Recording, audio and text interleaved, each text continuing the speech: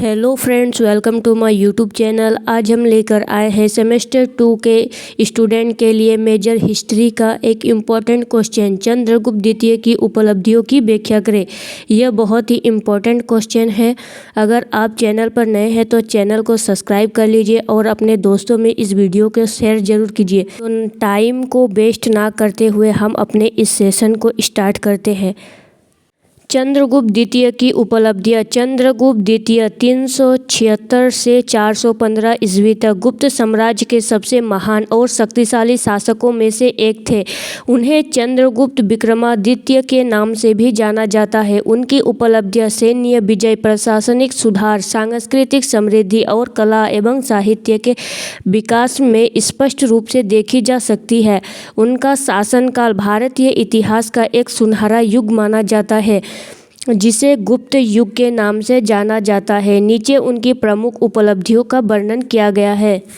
चंद्रगुप्त द्वितीय की पहली उपलब्धि है साम्राज्य का विस्तार। चंद्रगुप्त द्वितीय ने अपने पिता सम्राट समुद्रगुप्त के सैन्य विजय अभियान को आगे बढ़ाते हुए गुप्त साम्राज्य का और भी विस्तार किया।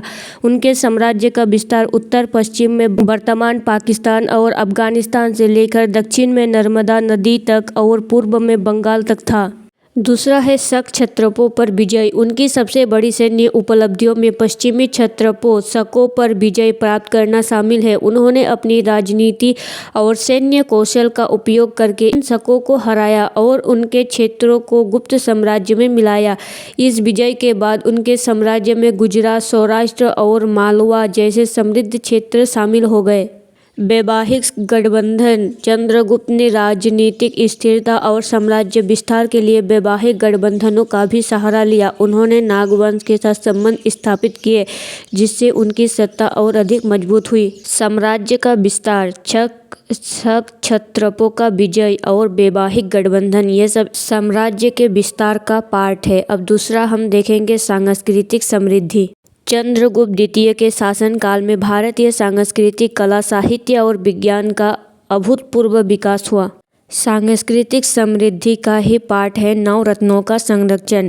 उनके दरबार में नवरत्न नामक विद्वानों और कलाकारों का एक समूह था, जिसमें प्रसिद्ध कवि और नाटककार कालिदास, खगोल शास्त्री और गणितज्ञ आर्यभट्ट और अन्य विद्वान शामिल थे। उनकी रचनाओं ने भारतीय साहित्य और विज्ञान को नई ऊंचाइयों तक पहुंचाया।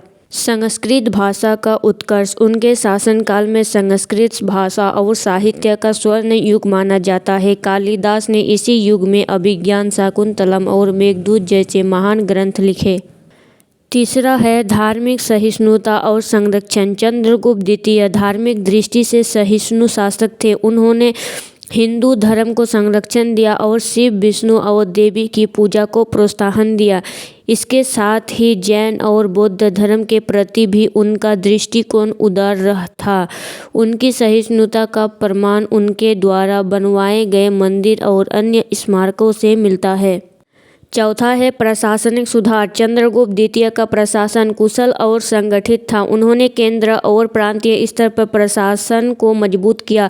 साम्राज्य के विभिन्न हिस्सों में प्रशासकों की नियुक्ति की जाती थी, जो सीधे सम्राट के प्रति जवाबदेह होते थे। राजस्व व्यवस्था को सुधारने के साथ ही उन्होंने व्यापार और वाणिज्य को बढ़ावा दिया। पांचवा है अंतर्राष्ट्रीय व्यापार और समृद्धि। चंद्रगुप्त द्वितीय के शासनकाल में गुप्त साम्राज्य का व्यापारिक नेटवर्क अत्यधिक विस्तृत था।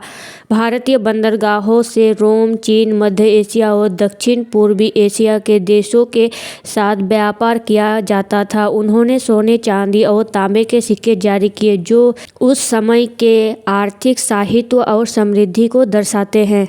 छठी उपलब्धि है कला और वास्तुकला का विकास। चंद्रगुप्त द्वितीय के शासनकाल में कला और वास्तुकला का भी बहुत विकास हुआ। अजंता की गुफा। चंद्रगुप्त द्वितीय के शासनकाल में अजंता गुफाओं का निर्माण हुआ, जो बौद्ध कला और संस्कृति का उत्कृष्ट उदाहरण है। मंदिर निर्माण। उनके शासनकाल में हिंदू मंदिर निर्माण की परंपरा को बढ़ावा मिला। नागर शैली के मंदिरों का विकास इसी समय हुआ। उसके बाद है सिक्के का प्रचलन। चंद्रगुप्त द्वितीय ने कई प्रकार के सिक्के जारी किए जो उनकी सैन्य विजय और सांस्कृतिक योगदान को दर्शाता है। उनके सिक्कों पर लक्ष्मी, गंगा और अन्य देवताओं की छवियां अंकित थी। यह सिक्के न केवल उनकी आर्थिक समृद्धि का प्रमाण है बल्कि उनकी धार्मिक सहिष्णुता और कला प्रेम को भी दर्शाता है। 8वीं उपलब्धि है चीनी यात्री फाहियान का वर्णन। चंद्रगुप्त द्वितीय के शासनकाल में प्रसिद्ध चीनी यात्री फाहियान भारत आया। उन्होंने अपने यात्रा विवरण में गुप्त साम्राज्य की आर्थिक समृद्धि, कुशल प्रशासन और सामाजिक स्थिरता का उल्लेख किया है। फाहियान ने गुप्त काल में शांतिपूर्ण वातावरण और न्याय प्रणाली की प्रशंसा की।